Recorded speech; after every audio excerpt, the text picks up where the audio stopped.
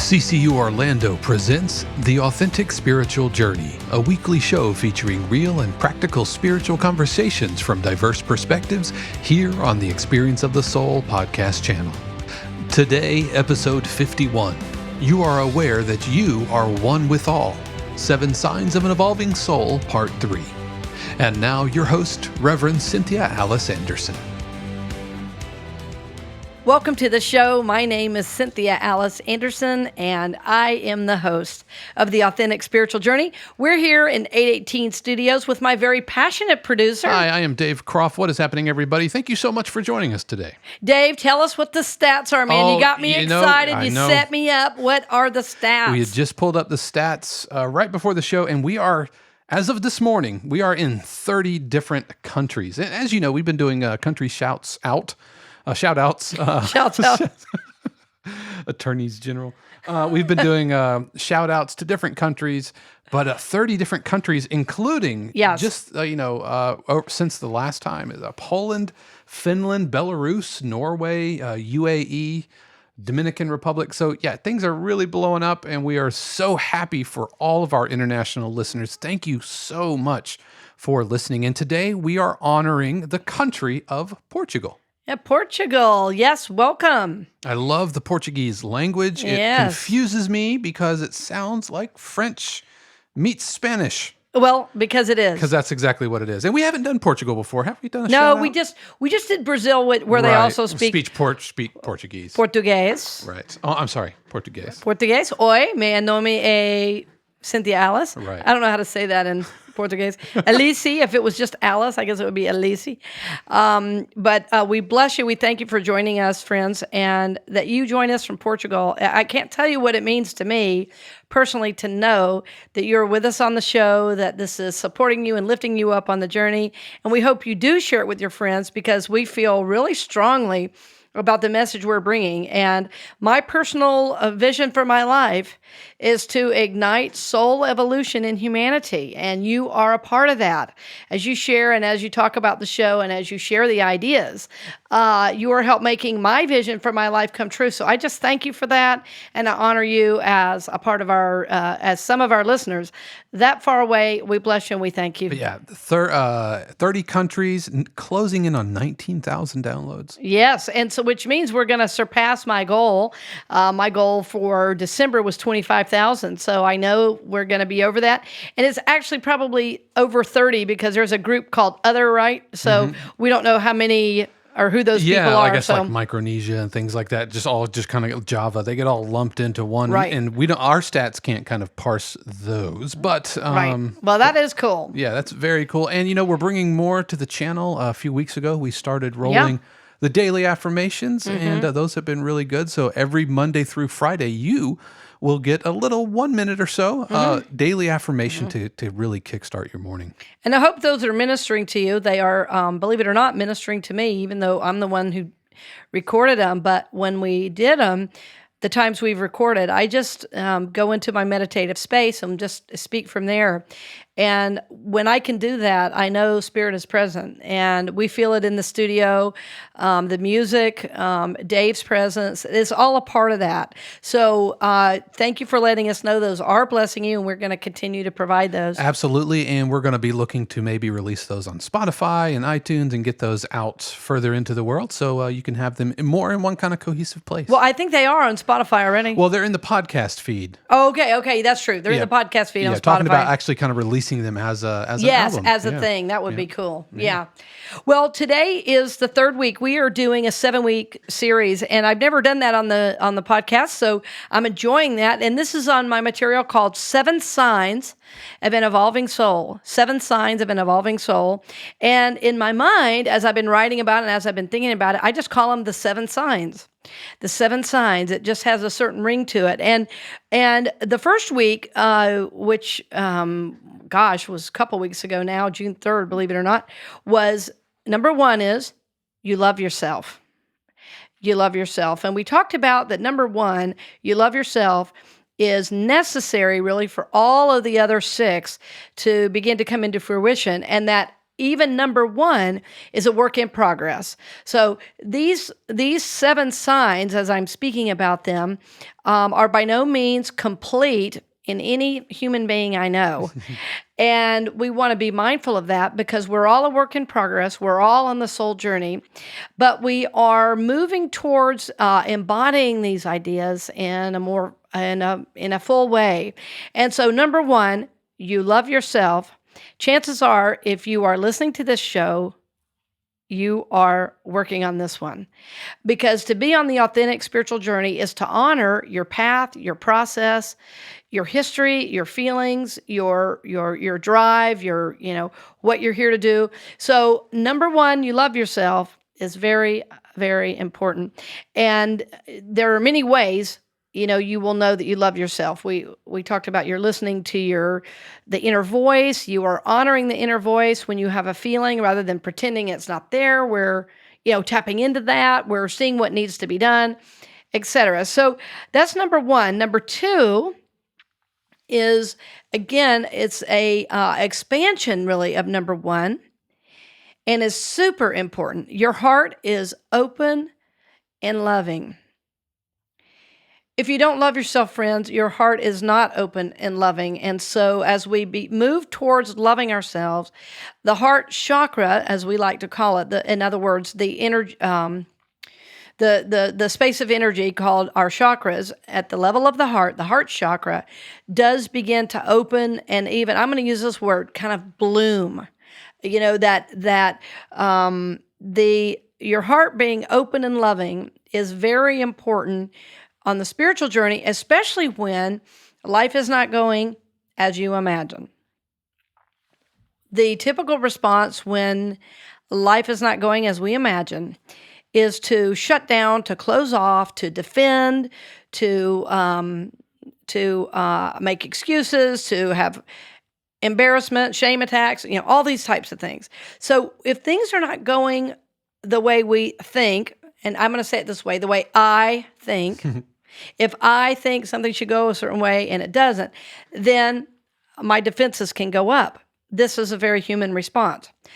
Having said that, if we are trying to evolve past where we are right now, then we can feel feelings, we can experience something that we're not expecting, even very difficult things. And even if at first we feel a defense, we don't stay there.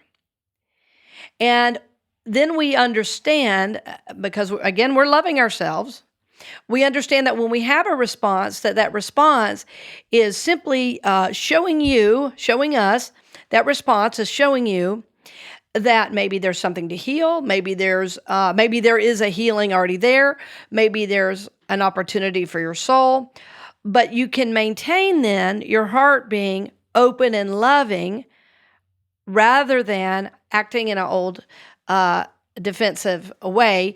And like in psychology, it's called a manic defense. It's when we just have this automatic response.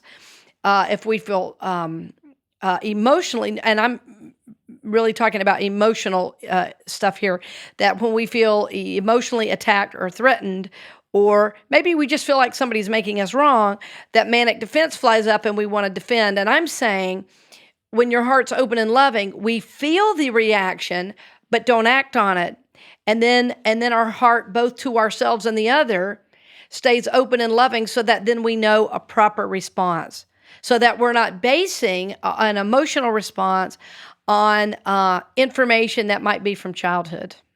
Yeah, so when something negative happens or something unexpected or something difficult, and we feel this energy come up, we want to react, in other words.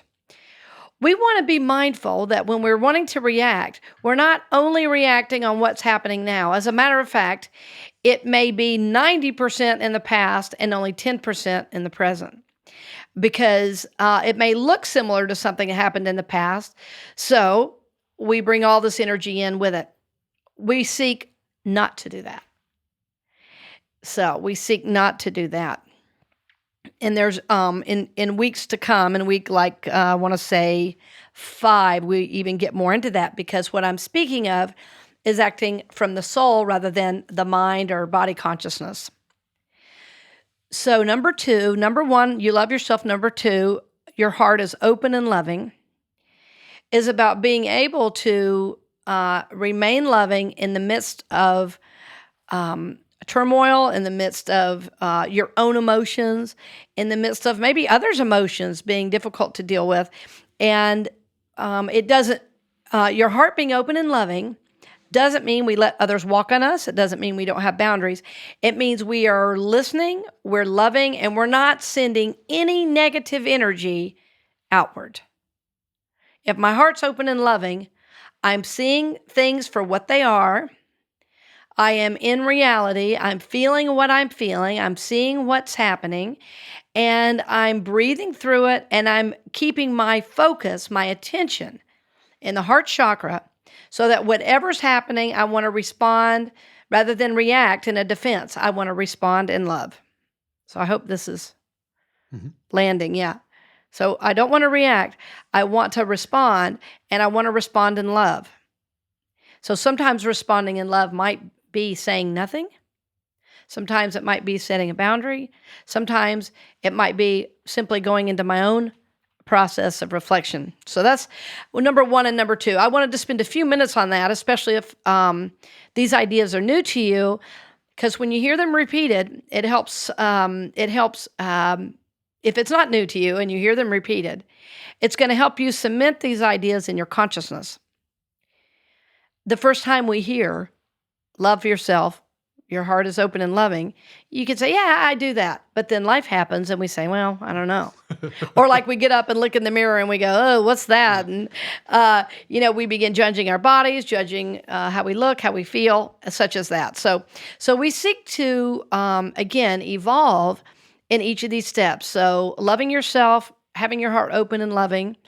If there's times you don't do that, well, we just love ourselves right back into doing that. And I shared, I think it was, I can't remember if it was the first or second week now, where I shared about the affirmation from the book called Learning to Love Yourself. Learning to Love Yourself, that book was so important for me and continues to be, where we say, if we're not being open and loving, I love the part of me that, wants to defend, or I love the part of me that feels ashamed. And then that helps open our heart, rather than if we feel ashamed and then we heap more shame on top of it. Or we feel sad and we say, you shouldn't feel sad. You should feel open and loving. And sad is a normal human emotion. And we want to give ourselves room to feel that and then even love ourselves through that. So that's 1 and 2. So the other thing I'm feeling today, Dave, is that it's show 51, which means we're almost to the year mark. Yeah. Next 2 weeks will be our anniversary. Yeah, and so as we're thinking about this, this third one, which is you are aware that you are one with all. Number 3 is you are sorry, I'm going to try to say it better. You are aware that you are one with all. This is so important to the show and so important with people from all over the world listening, because I know no matter what country you're in, what language is your first language, or who your family is, or what your race, your creed, your religion is, that I am one with you, and I know that. I know that it doesn't matter how much money you make. I know that it doesn't matter who your parents were. I know that it doesn't matter if you attend church or not, if you are one of 15 children or an only child. None of that matters. I know I am one with you. So living from this awareness changes everything. When you are aware that you are one with all, you are becoming more conscious, not only of yourself, but of God as a whole. If I can see you as an aspect of me, then that's how I grow and evolve. So I want to back up, because the word awareness, so we're in this number 3, you are aware you are one with all. The word awareness, what does this mean? Well, awareness really means, and this word has had quite a etymology. I did a little research on this word, and it can mean to have a knowledge of something. But knowledge sounds like you've read about it. And when I say the word conscious, I'm not meaning just you've read about it and you've heard of the concept of awareness or you have read about oneness. You are aware that you are one with all, as we're speaking of it, is you are conscious at the level of the soul that anything anybody says or does includes you. That anything anybody likes or dislikes is an aspect of you, and certainly an aspect of God. So as I was looking up the word, it's like there were all these, observant, aware, mindful, attentive, but all those words are really, for me, words of the intellect. And what I'm speaking of is soul awareness. So that if I shake somebody's hand that looks different than me, acts different than me, speaks a different language than me, that I will feel on the soul level my oneness with them. So it is consciousness of our oneness. That's what, when I say you are aware, you are one with all, that you have a real felt sense of what that means. This is not just a product of the mind. It is an aspect of the soul that must be felt, that must be really engaged in the spiritual practice and spiritual journey, which of course means life itself. So often when I'm talking about these concepts and I say the spiritual life, many of us put that in a really small box and say that means where I go to church, or that means how I pray. And those are parts of it. But the way we're talking about, and the show is called The Authentic Spiritual Journey, is life itself. So if I'm bringing in awareness of the exact phrase I'm using, you are aware you are one with all. So this phrase I'm bringing affects every aspect of my life. You are aware you are one with all. If I am aware I am one with all, that impacts every single decision I make. It impacts decisions I make about my job, about where I live, about the people I find myself talking with or engaged in community with. It impacts how I drive down the street. It impacts where I shop and how I shop. It impacts how I spend my money and the places I want my money to go. It might even impact how and where I vacation. Every aspect of your life can be, and I'm not going to use the word should be, will be impacted by this when you move into the awareness that you are one with all. So I'm just going to breathe for a second. That was a lot of information.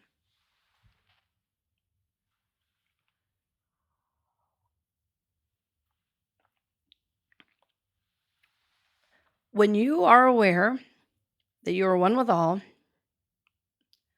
life changes. Because it's not just about who done you wrong. When you are aware you are one with all, you get more and more out of the blame game and seeing things for what they are and then doing what's yours to do. Well, not to sound too much like a Coca-Cola commercial, but it's kind of like we're family. You know what I mean? Like, Yep. Like when your family wrongs you, mm-hmm. on some level, you know that you still love them. Mm-hmm. You know, there's a familial bond mm-hmm. that transcends wrongs to a certain extent. I mean, you kind of get what I'm saying. Yes, right, exactly, and even in situations, let's say you've been terribly hurt by family. Mm-hmm. Well, you don't have to get right up next to those people or even spend time with them. But what they're showing you their behavior. There may be an aspect that's showing in you something you need to heal, something you need to work through.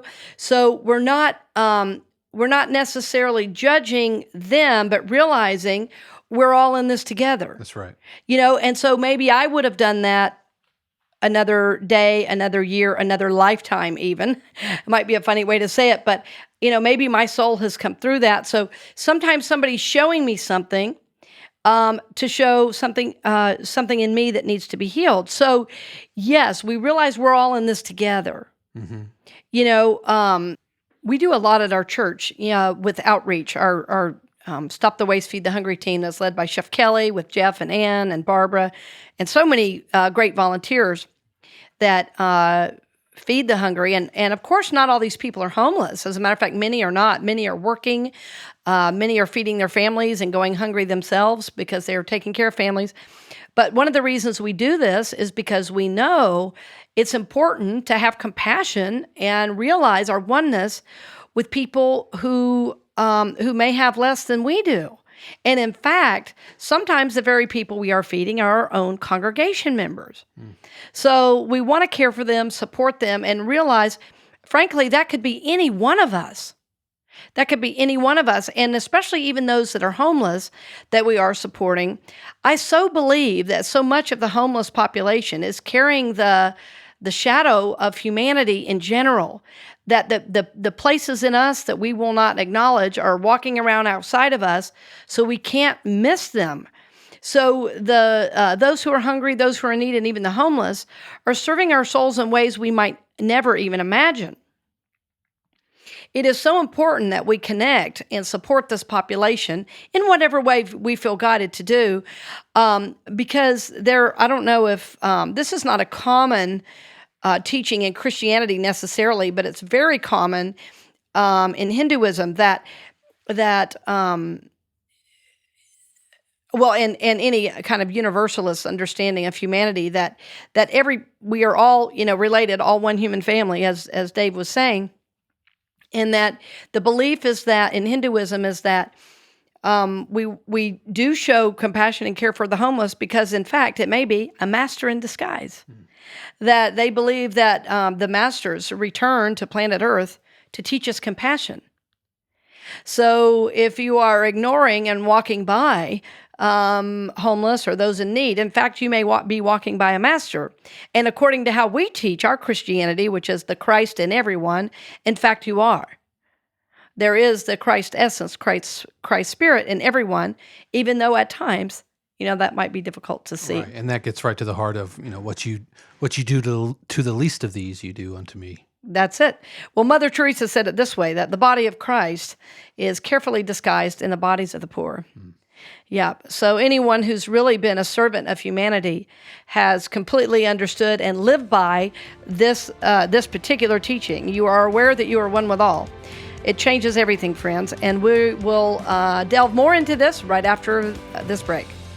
We'll return to the program in just a few moments, but first, we wanted to give a special word of thanks to our podcast partner, CCU Orlando, who has helped make this episode of the Authentic Spiritual Journey possible. CCU Orlando is a welcoming community dedicated to transforming lives, celebrating diversity, and supporting soul growth. Christ Church Unity is located at 771 Holden Avenue in Orlando, Florida, with Sunday services at 9 and 11 a.m. You can stream services live online as well as learn more at christchurchunity.net. And now we return you to this week's episode of The Authentic Spiritual Journey. Welcome back. I bet you've been digesting the first half of the show. I know I have been. This is one of my favorite points to discuss. You are aware that you are one with all. I wish I knew a better way to make that phrase shorter. No, it's fine. But you are aware that you are one with all is a very impactful phrase, a very impactful, I should say, teaching when it's lived in your life. And remember that all of these teachings, all of these points of the 7 week, of the 7 signs, are all goals, and that we are evolving in our understanding and in our application. So if as I'm talking about some of these things, you're going, well, I'm not exactly doing that. No worries, you will be soon. Because that's how awareness happens. It's like there's this little illuminated thought, and you go, oh yeah. And, we just haven't thought about it maybe in a certain way. Before the break, I was talking about some of the world's leaders. When I say the world's leaders, here's who I mean, the people I might respect. I don't mean political leaders. There are few, if any, political leaders that I actually respect spiritually. We've got a couple locally that I am very fond of. One is Patty Sheehan. I don't mind giving her a shout out. But what I mean when I say world leaders are people who have led on the world stage in terms of seeing the oneness with all humanity. And the top three in my mind are Reverend Dr. Martin Luther King Jr., Mother Teresa, and Mahatma Gandhi, the great Mahatma Gandhi. So what they all understood was that each person, has value and deserves to be treated as such. In India, with all the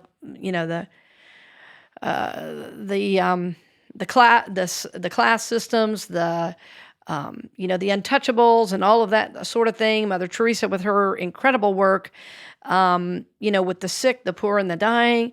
And then Reverend Dr. Martin Luther King Jr., on the civil rights stage. But each of them in their work reached out beyond even the communities and even countries that they served and began to impact worldwide, because the idea that we're all connected and all one and all have value is something that I believe is waiting to be reignited again as a humanity. And so there are individual souls that come in to remind us of this truth. And even, I would say, Jesus was one of those.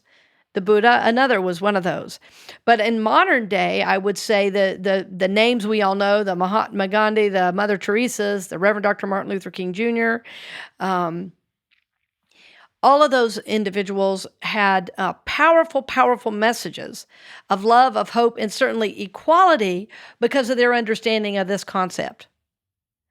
Toward the end of Dr. King's life, he was not only supporting blacks, African Americans, but was also supporting the working white who were poor. And so I believe ultimately he was killed because no one was left out of his message. And so this is an important idea. You are aware that you are one with all, because how it begins to change, shift, and even color, for lack of a better word, to color the way you see the world and then the way you behave and act in the world. For instance, if you are at a restaurant and you order and the person's taking forever, you don't treat them with disrespect and cruelty. You say, oh, maybe they're having a bad day, or maybe their kid's sick, or maybe they just dealt with a really, crappy situation in the back where their boss was demeaning. Yeah, or maybe they got a medical diagnosis. Maybe they got a diagnosis. Maybe they're overworked because they're trying to pay bills for two households. Maybe they have relationship problems, or maybe they stepped in dog poo, on the way to work. I mean, there's so many different things. Maybe they just don't know they're loved. You're right. Maybe they just need a smile and someone to reach out in compassion. See, but if you are aware you are one with all, when something like that comes up, rather than be defensive and make everybody around you wrong, the thing to do is to say, how can I, this is where we start, remember, tapping into our soul. How can I be of service to this soul? Knowing, as I serve this soul in front of me, I am serving me. Because as I'm serving them, I'm lifting them up. I'm lifting myself in consciousness. One, because I'm coming out of myself. Two, because I know we're connected. It's not actually out of myself at all. If I help another, I support another, and I lift another up, then we are each in store for some kind of blessing. And it doesn't even have to be anything that they know we're doing. It could simply be, like Dave said, a smile, sending energy their way. I mean, you may not jump up and give them a hug because they're having a bad day. I find a little bit of that goes such a long way. Yeah, so far. And so whether it's at the grocery store, and someone's just kind of, phased out, or they're just, their eyes are glazed over and because they've been there for 8 hours or whatever. But eye contact and the smile and a little bit of that is soul currency that can really have a really deep impact. I have found. Yes, and if somebody, there's a great book I read years ago. I think I mentioned it before. It's called "Raising Our Children, Raising Ourselves," and there's a line in there about children. It says, "All behavior is communication." And this is important with especially babies because they can't tell you what they're feeling, right? So, our job as parents is to figure out what the communication means, and we'll know by their response. If we get it right, But all behavior being communication is also true, I found, with adults. Mm-hmm. If somebody's grumping around all the time, well, there may be something going on, So how we respond to that from this place, and hear me, from this place of an awareness of our oneness will change the way we handle that situation. Well, I just had this picture of like when toddlers or babies or whatever, because they have a limited communication set, yes, that they only can say what they need a handful of ways, whether it's crying, temper tantrums, That's right. or whatever. Mm-hmm. And it might be that they're hungry, it might be that they're lonely, and it might just be that they need a nap. Yeah, just could be tired. And so, wow, when you said that really resonates with me. If you're in traffic and someone's being a jerk or whatever, maybe someone just needs a nap. Maybe, wow. Right. Maybe somebody needs a carpet square to lay on. Right. Maybe someone just needs a soft hand, Yes, for sure. And again, how we respond, how we show up, there are times it's important not to get next to that because it's dangerous for you. Right. But there are many, many times, I would say many, many more times, where there is something we can do if all we do is give them a smile or a wave or like, hey, it's you're good. I was at Subway just before our session today. Oh, that sounds good. I want a sandwich. Yeah. Sorry, go ahead. It didn't suck. And so I walked in and it's like 2:00 in the afternoon. It's not super busy, and someone was just kind of sweeping up. And obviously that's probably not the most fun thing in the world, right? To be sweeping up at a fast food place. But that I just looked at her and I said, "Hi, thank you so much for sweeping up. That's thanks for making me feel welcome." And I smiled and I felt like her countenance just entirely changed. Yes. Right. And didn't you feel good about it? Because you knew you were lifting her up. And I wanted to keep going. I wanted to say, "Oh, you're great. I love your smile," but I didn't want to be like creepy. You know what I mean? So, is this guy coming on to me? Yeah. I've done that by accident before. Like I've in a drive-through, and I said, "I just want to say that your smile really brightened my day," and she was clearly not having it. Right? Yes. Oops. And I wanted to go like, bling. I wanted to show my wedding ring. I'm 25 years of marriage. I'm good. I'm just trying to share the love. Exactly. So I need to kind of watch it. And I asked Shannon, I was like, did I come off as creepy? She's like, yeah, probably. But I think that speaks more to the general atmosphere of human interaction than it does for 45-year-old creepy dude. Yes, exactly. Well, so many interactions now, everybody wants something, that if there's kindness, it means I want something, from you. So yeah, I mean, this awareness is very important and it's true in our human interactions, but I'm going to tell you, it's important in how you interact with the world at large in terms of the environment. Spiritually, the environment for ministers and spiritual leaders to talk about the environment is fairly new in the last decade. It's interesting that there were environmentalists and then there was everybody else. And in fact, the scriptures are really clear. Hey, I'm giving you this. Take good care of it. Right, pretty much any scripture I know, and certain the indigenous peoples of the world, land is God.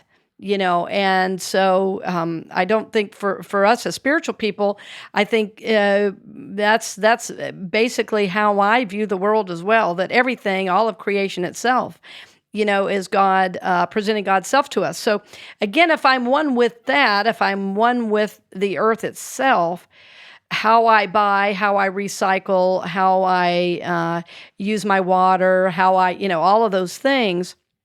All of those things are super important to this concept, to this spiritual principle. If I'm aware I'm one with all, I'm not going to actively, when I'm at the beach, eat something and then throw the wrapper in the ocean. Mm-hmm. And obviously people do that all the time because look at our beaches. It just boggles the mind. Yeah, it's like you want to walk around in a trash can at the beach, but it happens. Yeah. So, and so what that says to me in general is this is the action of an immature soul.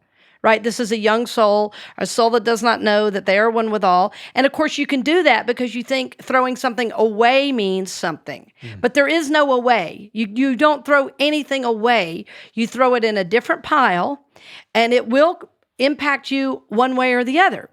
So when you know you're one with all, if you throw something in the water in the ocean, the next time you're there, it might come back and, and when you're taking a nice deep breath, something blows up and hits you in the head. Well, that's because you left your stuff on the beach, right? So when you're one with all, you don't make choices like that because you want to care for the thing that you have been made a steward of.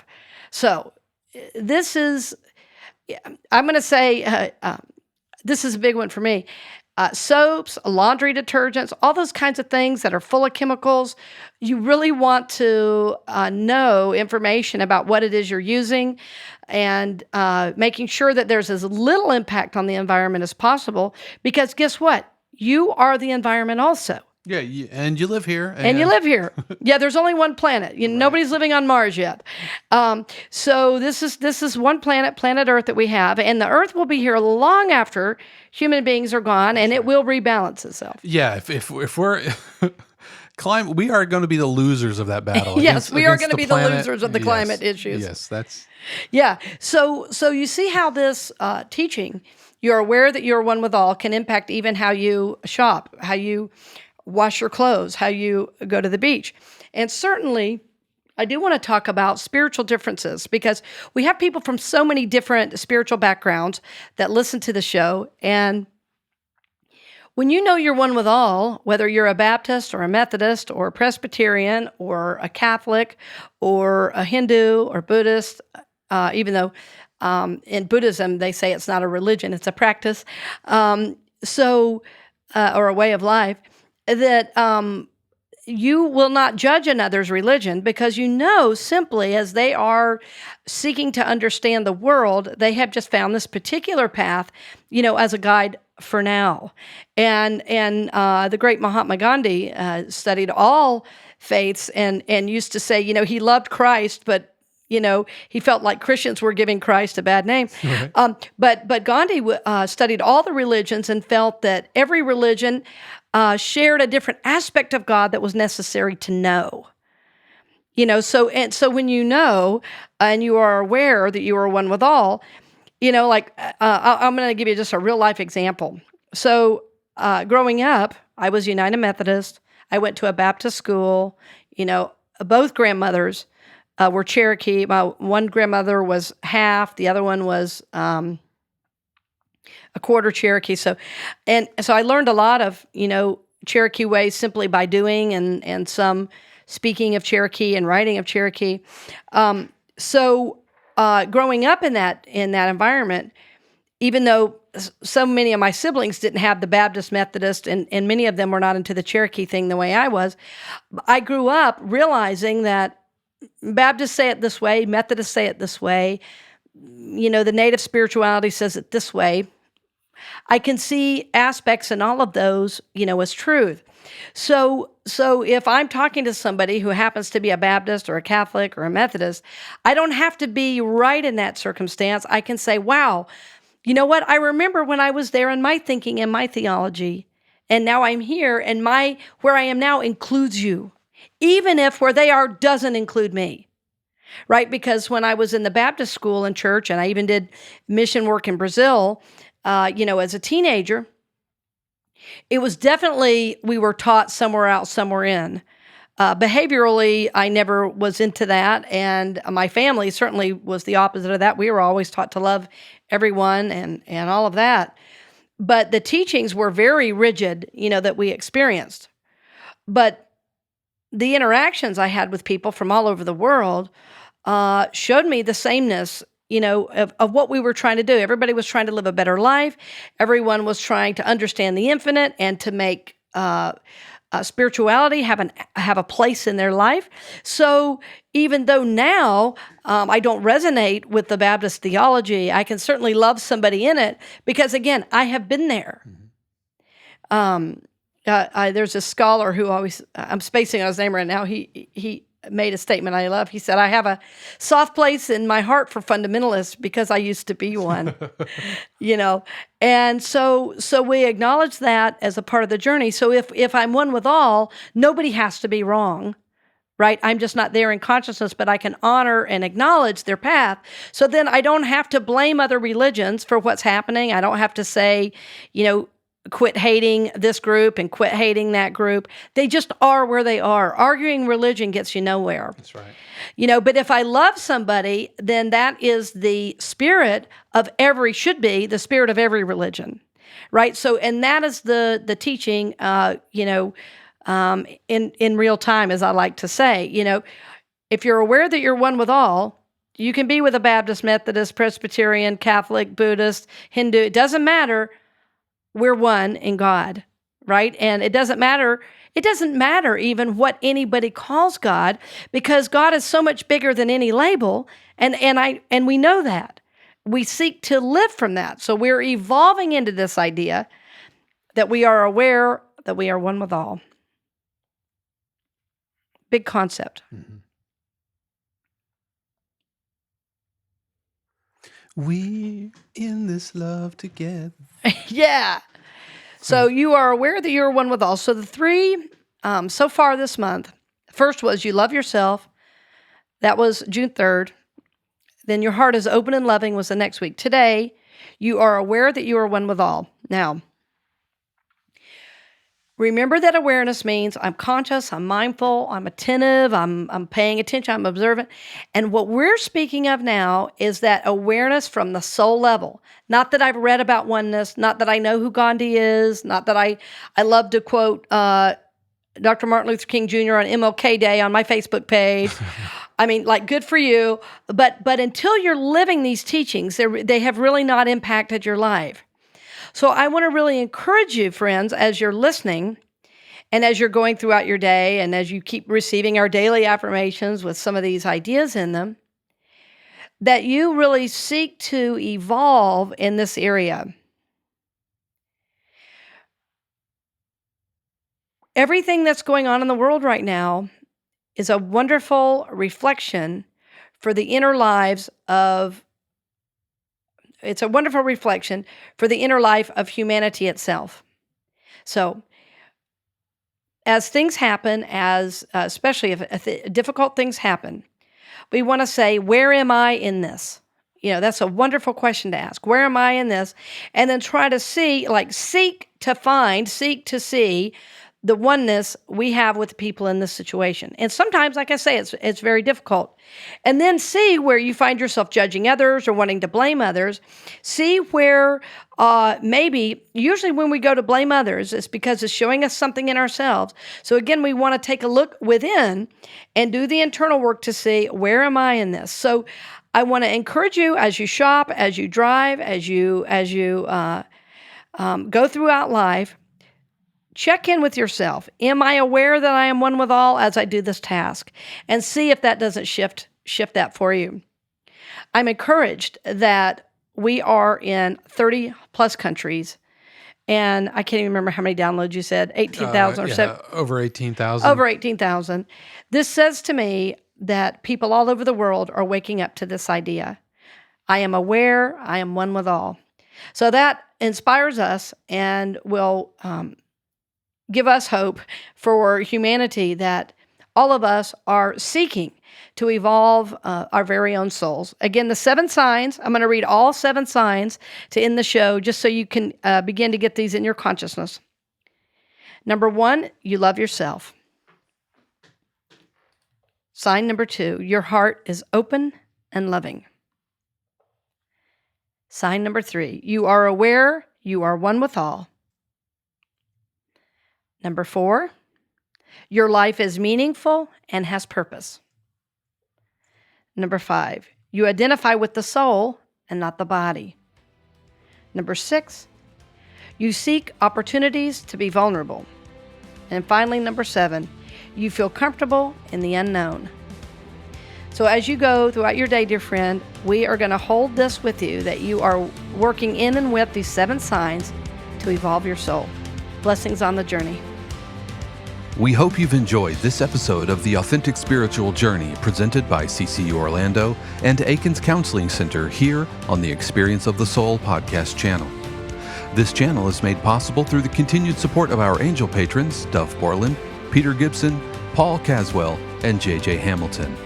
If you would like to help be a part of bringing shows like this and other programs to the channel, please consider becoming a patron. You can learn more about supporting the channel, along with show notes and information about our other programs at experienceofthesoul.com.